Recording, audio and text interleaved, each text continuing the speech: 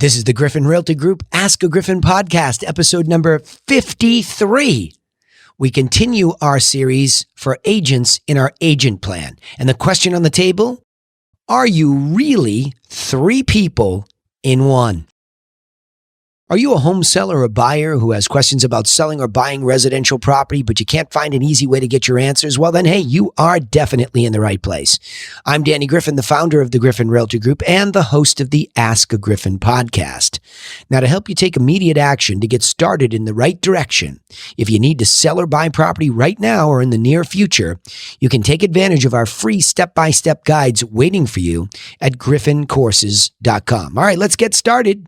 We're in the agent plan of our three major plans at the Griffin. And the question on the table is, are you really three people in one? Well, what's he talking about? Well, once upon a time, I had the benefit of having somebody recommend to me Michael Gerber's book, The E-Myth. And he talks about these three personas. And I'm going to break them down and tell you that, yes, you must be tripolar to be successful as a real estate agent. And quite frankly, any type of small business person. So let's start with the first point. You must be the entrepreneur who has a clear vision, not a wild guess. So in Gerber's book, he talks a lot about this entrepreneurial seizure. And I suppose that I too, when I started in the real estate business, I was coming off of one of these entrepreneurial seizures where I really was in the corporate world and doing well and had no reason to leave. But there was something inside of me saying, I need to do something creative in business for myself. And so my seizure was to just walk away from all of that. And people thought I was crazy, but I just knew who I was. I was this entrepreneur. And I was screaming for this business vision to be created. And I knew I would never feel self-fulfilled as a business person if I didn't start my own. And so I really needed to get going with that. Now, I knew also, ironically, I was coming out of the venture capital business and the investment banking business where I had business experience and I had looked at businesses. And I knew that those that had a clear vision were the better ones. And they had a clear plan. And that's what really what was important to me at that moment was to find a plan. Can I find a vision that I can just borrow? I didn't need to be creative with the wireframe. If there is a certain way that the agent business works, I just needed to know. Now, back then, I'm going to date myself here. There really was no internet. Everything was in a book. My favorite spot in the world was Barnes & Noble, and I would go there for hours and I would look through shelves. I'm a learner. I'm one of those nerds that loves to learn. And I started looking for books about an entrepreneurial vision for a real estate agent. And I have to tell you, I didn't find any. Now, if you wrote one and it was there during those days, I mean, back in 1999, when I first got my license and I was perusing the bookshelves, it just didn't exist. Man, you could find everything on how to flip a house. I mean, everybody's written a book on how to get rich quick flipping houses. And so I was just distressed knowing that this was going to be tougher without a clear vision. So I started to compile as much information as I could, and I started to try to find a vision through trade magazines. So there were certain magazines in the real estate business. The National Association of Realtors put out one, and I would read it cover to cover, just hoping that anywhere in there would be a clearer vision. And by the way, I did find one, and I found a mentor, coach, etc., who taught me a lot of this. His mentors taught him this. So it's sort of this passed down starting point it was nice to have that. But it took some doing. And it still wasn't easy, and it still wasn't clear. So what I realized that I was extremely deficient in was the next persona.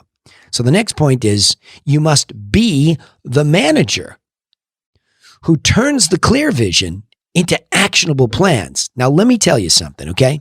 If you are naturally an entrepreneur, you probably have some natural sales in you. So you just believe that you can do this on muscle. I could just make this vision happen and I'll just make it rain. And you think you're this great rainmaker, and you probably are. I could make it rain. I could do a rain dance in a half hour and I could find sales. There was no doubt about it. But boy, it just felt so arduous. And I knew I was expending and wasting a lot of energy. My quality of life was slipping. When the phone would ring, there just didn't seem to be any plan. I had no concept of small business leverage. I'd seen it in big companies, but I figured, well, like, how did they get there?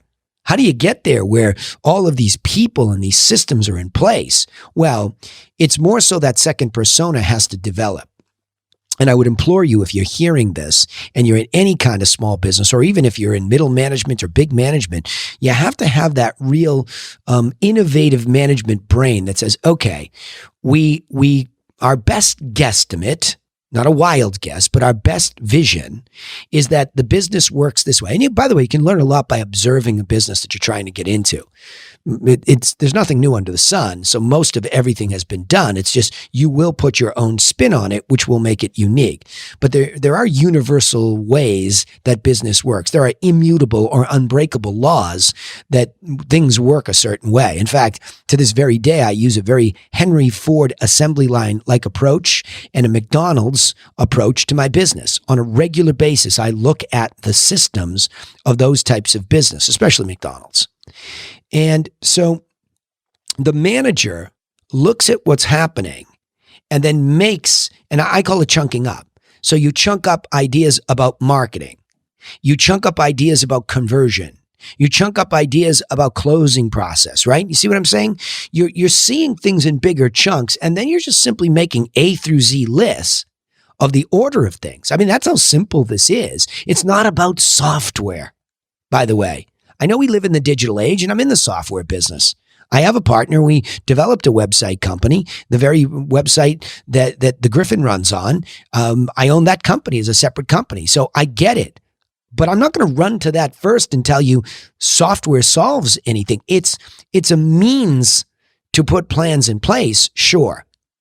But all of the software that you see that I use, or the processes that we use when we're dealing with sellers or buyers, the plans, they all started as that's what they are. They're just checklists. I sat down with, was sitting right next to me. I always have a whole stack of these legal pads next to me, and I just organize lists when I'm trying to get something clear. So that's how I begin management. I put checklists in clear, actionable order. Then I can ask myself if software will help me expedite it, right? That's all I do. Now, the last persona is the one that's obvious, right? That's the technician or the salesperson in our case in real estate sales. So you must be the technician who does the exact work the plan calls for. Now that's the big distinction here. I run a sister company called the Realty Classroom, where a lot of the stuff that we use at the Griffin has been developed, where we beat the heck out of plans. But what we find is that the technician or the agent in this case tends to still go on intuition, tends to still react to things instead of being proactively executing a plan. And we find that the agent very quickly falls off the well-lit path, as we call it. So once you've done this correctly, that you have a vision for a business that works, then the manager begins to make checklisted actionable plans.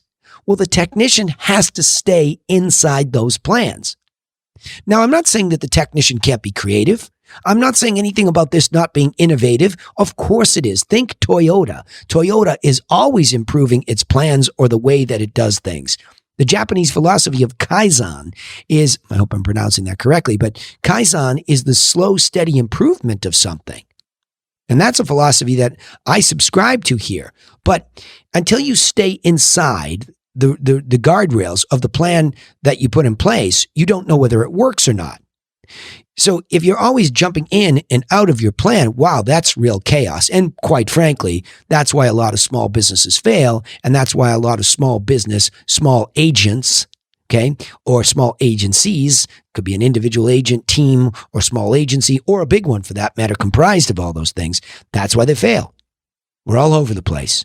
We're idea hunting. So let me go back and summarize these three personas. First of all, the question on the table, are you really three people in one. Well, none of us really come out of the womb that way, so you have to develop this. So the first one is to be the entrepreneur who has a clear vision, not a wild guess for your business. 2, be the manager who turns that clear vision into a bunch of actionable plans. And very importantly, number 3, be the technician who does the exact work the plans call for. All right, I'll summarize it this way. One of the main reasons small businesses such as the real estate agent business or the individual agent fails is because the owner doesn't realize that they'll need to be these three people in one. The entrepreneur with the clear vision, the manager with the clear plan, and the technician who does the exact work the plan calls for. All right, remember, you can take immediate action to get started in the right direction if you need to sell or buy property, or in this case, become a successful agent right now or in the near future by getting any of our 3 free step-by-step guides. Seller, buyer, agent, they're all available, step-by-step guides, and they're waiting for you at Griffin, Griffin courses.com. Also, don't forget, you can subscribe to the podcast on iTunes, Spotify, or wherever you listen. And you can find us also on our social media channels so that you never miss out on any of the insights each time we upload an episode. You can go there, look at the back episodes or whatever. And of course, if you subscribe and turn on your notifications anywhere, YouTube, Facebook, where else? Apple Podcasts, Spotify Podcasts, you'll get notified, okay? We'd also appreciate it, of course, if you would comment or share all this content with anyone that's thinking about selling, buying, or in this case, becoming an agent, and that way they'll get the help they need to be successful. This is free information. We don't expect anything in return. Give expecting nothing in return is our motto here. Also, remember, nobody's coming for you. Nobody is coming for you. So take action and get to work on your own plan for buying, selling, or becoming a successful agent. And we will see you in the next episode to help you do just that. Thanks again.